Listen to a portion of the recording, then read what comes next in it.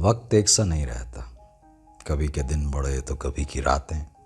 लेकिन ऐसे औकात में लोगों की औकात पता चल जाती है। कहा था ना किसी ने कि धूप निकली तो मेरे जिस्म से साया निकला। किस कड़े वक्त में अपना भी पराया निकला। बैड पैचेस जब चल रहे हों तो चलता है आपको पता फिर कि कौन आपके साथ है और कौन बस ऐसे ही शामिल वाजा जो होते हैं ना वो। खैर, डूबने वाला तो अभी कुछ देर में डूबेगा, मगर डूबता देखने वालों को बड़ी जल्दी है। होते हैं ऐसे लोग भी।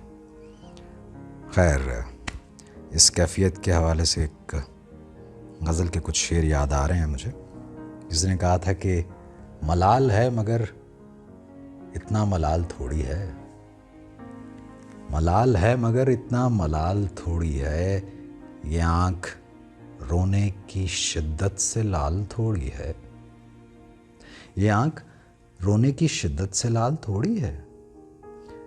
बस अपने वास्ते ही फिक्रमंद हैं सब लोग, बस अपने वास्ते ही फिक्रमंद हैं सब लोग, यहाँ किसी को किसी का ख्याल थोड़ी है।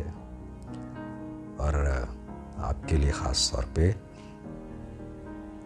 लगानी पड़ती है डुबकी उभरने से पहले, लगानी पड़ती है डुबकी उभरने से पहले, गुरूब होने का मतलब ज़वाल थोड़ी है,